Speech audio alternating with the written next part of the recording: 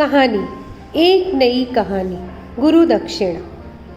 एक दिन किसी गुरुकुल में 3 शिष्यों का अध्ययन समाप्त होने पर वे अपने गुरुजी से पूछने जाते हैं कि गुरुजी, आप हमें बताइए कि आपको हमसे गुरु दक्षिणा में क्या चाहिए। गुरुजी अपने शिष्य से मुस्कुराते हुए बोले, मुझे गुरु दक्षिणा में तुमसे 1 थैला भर के सूखी पत्तियाँ चाहिए, क्या तुम ला सकोगे? तीनों मंद मंद मुस्कुराने लगे, क्योंकि उन्हें लगा कि ये तो बहुत आसान सा काम है, पत्तियां तो उन्हें कहीं भी आसानी से मिल जाएंगी। वे तीनों ही एक साथ बोले, जी गुरुजी, जैसी आपकी आज्ञा। वे तीनों ही चलते चलते पास के एक जंगल में पहुंचे, लेकिन वहां उन्होंने देखा कि सूखी पत्तियां तो एक मुट्ठी भर ही थी। उनके आश्चर्य का ठिकाना ही न रहा। वे सोच में पड़ गए कि आखिर जंगल में कौन सूखी पत्तियां उठा कर ले गया होगा। इतने में उन्हें दूर से आता एक किसान दिखा।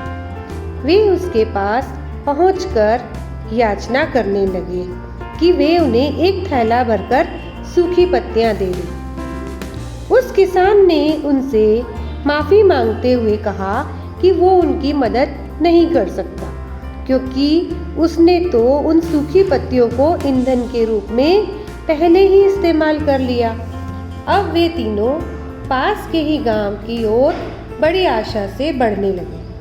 वहां उन्हें सूखी पत्तियां ज़रूर मिल जाएंगी। वहां पहुंचकर उन्हें एक व्यापारी से सूखे पत्तियों का थैला देने की प्रार्थना की, लेकिन उन्हें एक बार फिर निराशा ही हाथ लगी, क्योंकि उस व्यापारी ने तो पैसों के लिए वो पत्तियां किसी को बेच दी थी।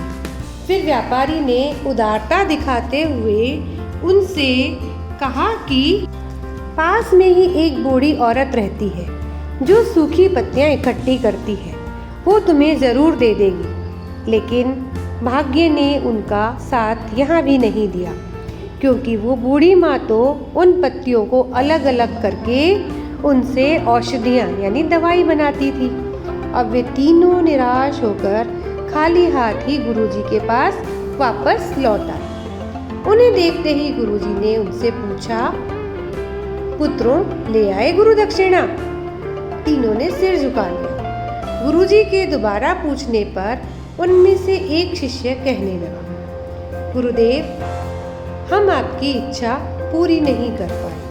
हमने सोचा सूखी पत्तियां तो जंगल में सर्वत्र बिखरी होंगी, लेकिन आश्चर्य की बात है कि लोग उनका भी कितनी तरह से उपयोग करते हैं। गुरुजी फिर पहले की तरह ही मुस्कुराते हुए प्रेम पूर्वक बोले, निराश क्यों होते हो? प्रसन्न हो जाओ और जान लो कि ज्ञान की सूखी पत्तियां भी कभी व्यर्थ नहीं जाती, बल्कि गुरु दक्षिणा के रूप में तुम मुझे ये सूखे पत्ते दे दो। तीनों शिष्य गुरुजी को प्रणाम करके खुशी खुशी अपने घर की ओर चल दिए। अब इस कहानी से क्या शिक्षा मिल रही है कि जब सब तरह से आसानी से मिलने वाली सूखी पत्तियां भी निरर्थक या बेकार नहीं होती, तो फिर हम कैसे किसी भी वस्तुओं को छोटा और महत्वहीन मानकर तिरस्कार कर सकते हैं। चींटी से लेकर हाथी तक, सुई से लेकर तलवार तक अपना अपना महत्व होता है। जब भी हम किसी से मिलें तो उसे यथा योग्य मान देने का प्रयास करें, ताकि आपस में प्रेम सद्भावना का प्रसार हो सके और हमारा जीवन संघर्ष की बजाय उत्सव बन सके।